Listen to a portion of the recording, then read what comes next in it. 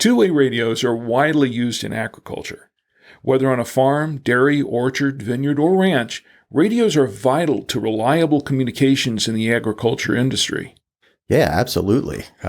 And it's about this time of year in the last few months where we see an uptick in farms and ranches and the types of places you're talking about there that order radios and need radios. So you had a good idea to do a podcast on this topic because, we do see so much interest. And radios are so important in these industries. They are. I've been watching a few YouTube videos where they've discussed it, and it's kind of amazing to me how much they rely on them, especially when they're out in the fields and they're using some of those big machines, watering the crops or doing harvesting or that sort of thing. They really rely on these a lot. Yeah, in a lot of other industries, cell phones are usually an option that competes with two-way radios. So if in a pinch, you don't have a radio, you could use a cell phone. A lot of times on these big farms, they're not, very close to cities and they're kind of out there, and cell phone coverage isn't something that can be completely depended upon. So that's true. Radios are essential, and not just handheld radios. A lot of times farms are big enough that they need repeaters. They need huge coverage areas. So we do a lot of business with farms like this. I mean, obviously, the good communication is the key to the success of any farm or ranch. And that communication can be kind of a challenge, as you just said, even for small family farms. But on the larger farms, they're really, really crucial. Yeah, of course. There's so much space on typical farms, and they're spread out. The employees are spread out. A lot of times you've got employees that are operating heavy machinery and equipment, and you need to be able to get in touch with those people constantly. And radios are just the perfect device for that. Even very small family farms can cover quite an expensive land. Oh, of course. Anyone that's making a living doing farming, I mean, an acre of land isn't going to cut it. Most likely, you're going to need a significant amount of space, even for the small mom and pop type operations that probably comes to mind when people think of farms. But you got to also think most of the farming out there overwhelmingly is industry. Yeah, it's huge companies that are doing this, and they're all using radios. And you were just talking about why cell phones don't necessarily make a good solution for the farms. I want to touch on that once again, because a lot of these farms, as you just said, are located in rural areas. It's going to be spotty for the cell phone coverage, and it may be non-existent at all in some places. There are going to be a lot of areas where you just can't get it. So what's the alternative? I mean, that's basically the alternative is to use the radios. Because reliability is so critical. If you don't want to walk into a dead zone or not be able to get in touch with someone or not be able to make a call, if there's an emergency, if something happens with your equipment and you can't call someone, that costs money. You mentioned reliability. Ruggedness goes into that too. That plays into it. Now, cell phones are a little more rugged than they used to be, especially if you have these things packed in some of these heavy-duty cell phone cases and things like that. But even so, they really lack the ruggedness that a radio has. And some of the radios, we have radios that are IP65, IP67, IP68. We've got radios that can really take a beating out there, can take the elements, and you really are not going to get that from most cell phones. You drop a cell phone somewhere, you're always worried about the cracked screen and or maybe just breaking it all together. Oh, of course. So cell phones, they're designing cell phones to be small, lightweight. Durability isn't really a primary concern.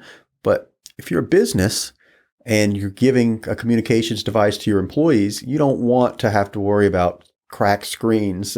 Replacing it or repairing it every couple of months.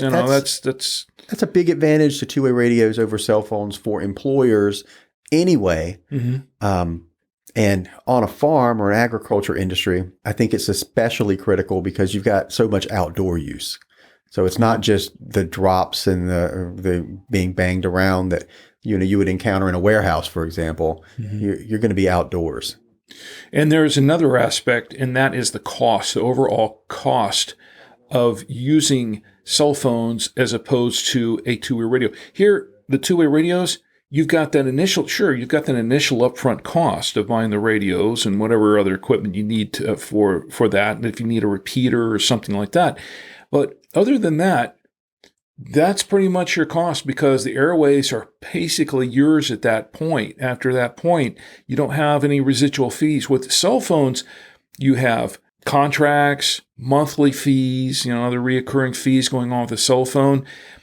And a lot of these farms, especially the mom and pop farms, they're operating on a budget here, and they're not always a huge money making enterprise. So you've got to count your cost. You've got to take your costs into consideration on that. So if you're considering all of the fees that go into having, cell phones in play, and then you compare it to the two-way radios, the radio's going to win.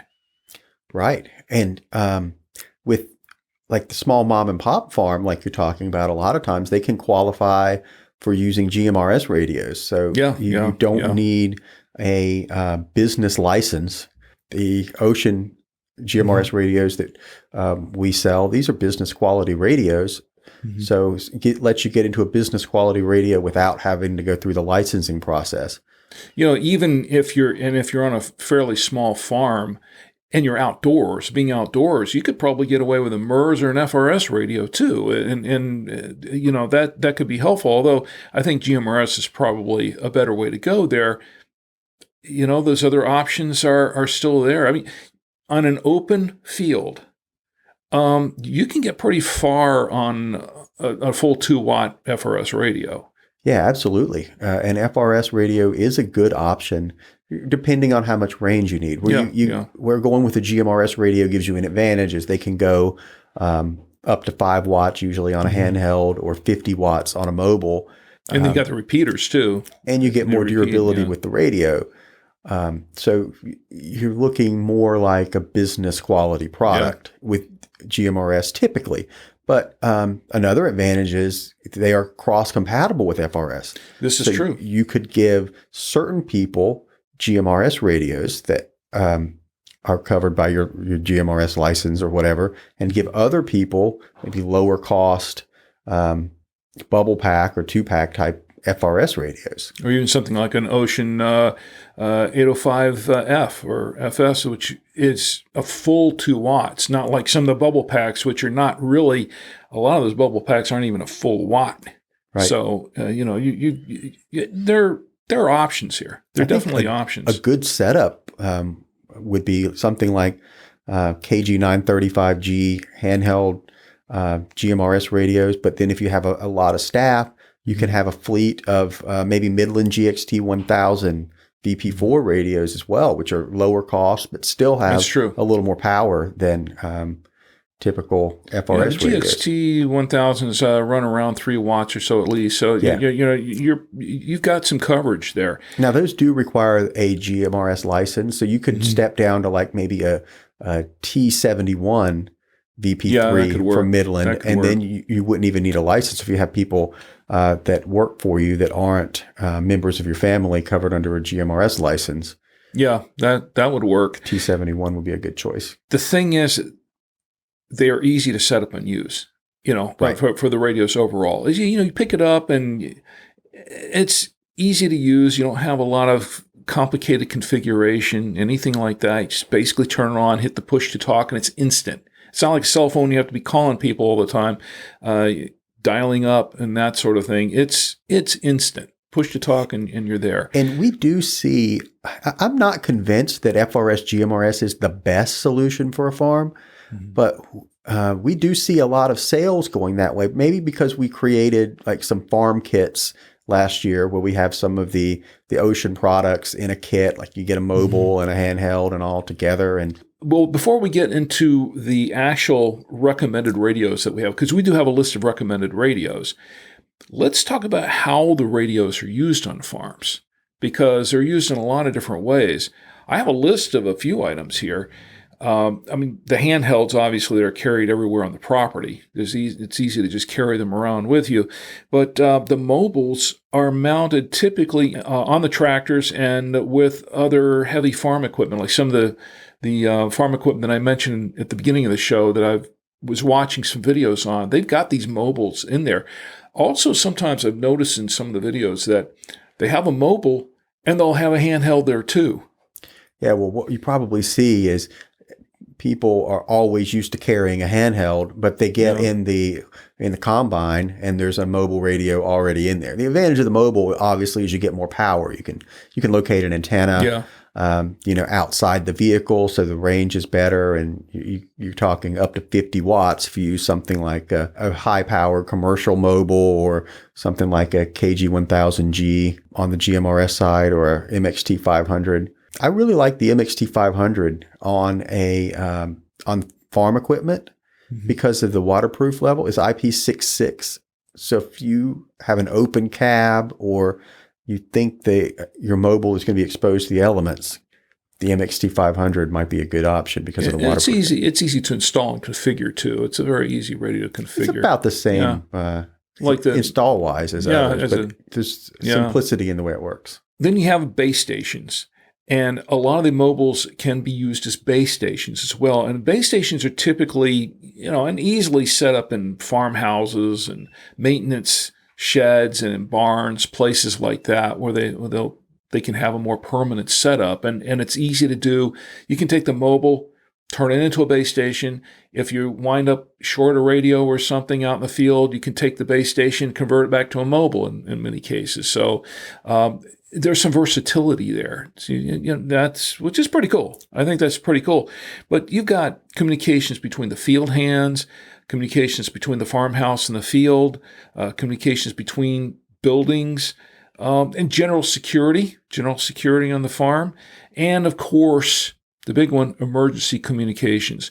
I was watching a YouTube video not too long ago where they. I think one of the combines, one of the heavy vehicles had a bad tire. And when something like that goes, and there was a young lady that was using the vehicle, she was an older lady, I think, and she was using the vehicle, but she was having trouble, like she's stuck out in the middle of this field and middle of all this acreage, and she's got this bad tire, and it's like she can't necessarily just fix it herself. She's going to need a couple hands to do this, to do the replacement right away, instantly on the radio. The guys come out there in a Jeep or whatever, and are right there, and they're helping her fix this and get her back on her way. Oh, of course, equipment problems are most likely a way of life with a farm, right? I mean, I imagine it happens where you have some kind of equipment hang up more often than not, and when that happens, time is money, right? Yep. So having covered all this, let's talk about the recommended radios for farms. Now, we do have a list here, and this list goes back. Now, we did do an episode of the show some years ago about farming with radios. And a couple of these radios that we have on our list now they were on our list back then because they're solid radios, and they're still on the list, but we've added more since then because times have changed and the radios that are available now have changed and are geared a little bit more towards industries like agriculture and farming. So the list has gotten a little longer, and which is great because you have more to choose from than you did back then. Let's start off with Icom. Icom has a couple here that have been real workhorses for us in the past. Yeah, these are some of our best-selling business radios. Like the Icom F4001 in a handheld, or an Icom F6011 on the mobile side. Those are quite popular. Also on the commercial side, you've got you can't go wrong with a Motorola product. Motorola has recently introduced the R2, which is a replacement for the CP200D. It's a brand new one. Yeah, it's brand new, and I know that's going to be an extremely popular radio. It's small and lightweight, and it has digital capabilities. Now, the radios that we mentioned there, the Icom, the Motorola's, those are commercial radios. If you're using those, you need to have a business license a business frequency license. And this is my preferred way to go for a farm. I think if you are a farm, you are better off doing the licensing process, getting a frequency that's completely dedicated to you, and buying commercial equipment and having that frequency programmed into your commercial equipment. It's you don't have to worry about interference. You don't have to worry about people stepping on your hearing the next farm over using the same channel as you. That's true. And I mean, if a farm is a legitimate business by all measures, it is what the business radio license was intended for. It just makes sense to me to go that route. And if you don't have a business license per se, you can get one, and we offer that type of service. You can just go to thetwowayradioshow.com and you can. We'll do the FCC paperwork for you. It costs around $450, $500, depending on if you need. Somewhere around $500 if you need, depending on if you need a repeater or just simplex frequencies that go radio to radio. And we can do all this for you. And how long is that license good for? License is good for 10 years. So it's really not bad for business. And you're guaranteed exclusivity for the most part, unless, there's exceptions. But that breaks down to, you're talking about $500 a license or so. That breaks down to $50 a year. Yeah, and it covers everyone that works for your farm. If you go FRS, GMRS, now these are the types of radios that you see in your big box stores, or at least the frequencies they use. Like Midland products, Motorola talkabouts, those are generally FRS. They're sold in 2-packs, and they're lower cost radios.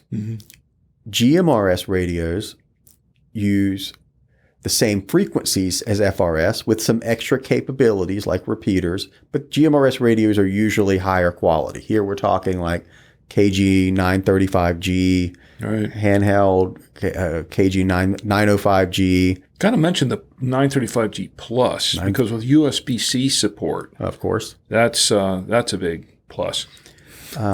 With this, you avoid the with these radios, you avoid the licensing process. But technically, you're still supposed to have a GMRS license if you're using those higher end products. True. And a GMRS license only covers your family. So if you're a farm and you're hiring people outside of your immediate family and you're using these radios, technically they're all supposed to be licensed.